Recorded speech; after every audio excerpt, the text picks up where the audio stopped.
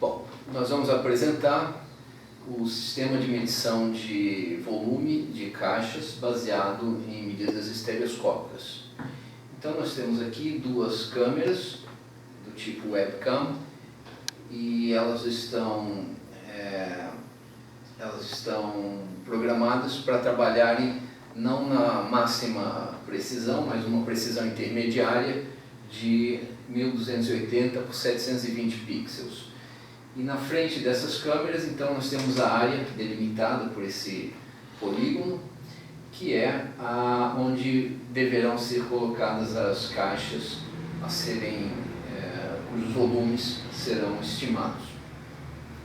Nós começamos então rodando o nosso programa e o programa então lança duas telas referentes à imagem, duas telas de monitoramento referente às imagens vistas pela câmera esquerda e pela câmera direita. Nós posicionamos então o nosso objeto a ser medido, a nossa caixa a ser medido dentro dessa região de trabalho, respeitando, portanto, que os limites da caixa, os limites da imagem da caixa devem estar contidos dentro dos limites definidos da área de trabalho de medida. Uma vez posicionada a caixa, então nós acionamos o programa que identifica as bordas e, através de valores que ele já conhecia da posição relativa de uma câmera em relação à outra, essa informação foi calculada anteriormente em uma etapa de calibração.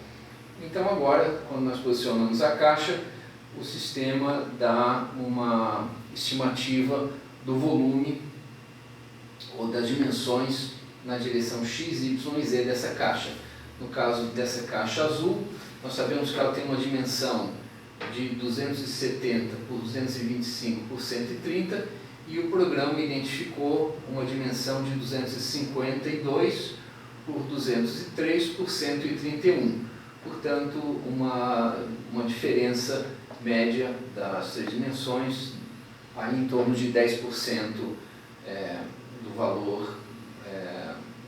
valor exato, né? Então, nós temos aí cerca de 10% de diferença da estimativa. Nós podemos colocar um outro volume. Vou fechar essa janela, vou rodar de novo o programa e agora nós podemos colocar essa outra caixa, novamente respeitando que os limites da imagem estejam dentro do limite da área de trabalho. E nós rodamos o programa para identificar as bordas e, em seguida, o volume estimado da caixa. Nesse caso, a caixa amarela ela tem 275 por 150 por 87 e o programa identificou uma dimensão de 257 por 78 por 181, o que, novamente, se encontra cerca de um erro de estimação desses valores se encontra na ordem de 10%, 10, 15% no máximo. Nós podemos também colocar essa caixa em uma outra posição.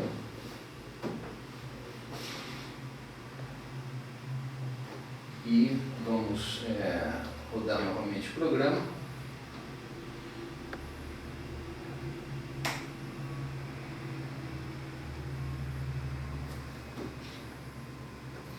Caixa numa outra posição. Novamente a estimativa da posição das bordas é feita e a dimensão da caixa é calculada novamente como sendo 251 por 161 por 88, o que novamente são aproximações de 275, 150 e 87, com erro médio de por aí 10, talvez até menos do que 10%. Nós podemos agora medir uma terceira caixa padrão do correio.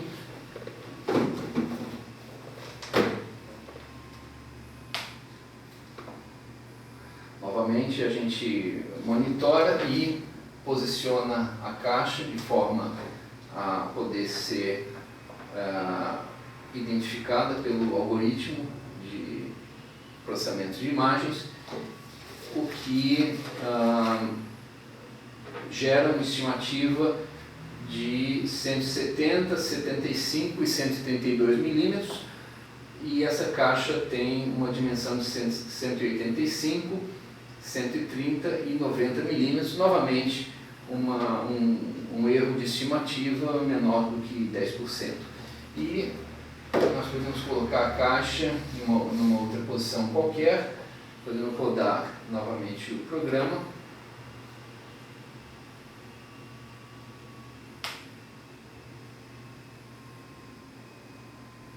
Portanto, a caixa já está posicionada numa outra configuração dentro da área de trabalho, e quando rodamos o programa, nós temos novamente a estimativa da caixa numa outra posição, mas as dimensões continuam estimadas como sendo 160 milímetros numa direção, 119 milímetros na outra e 90 milímetros na terceira direção, o que novamente é uma boa estimativa, uma estimativa com um erro ainda de cerca menor do que 10, 5% talvez do valor real da caixa. E novamente esse programa ele é simplesmente um protótipo.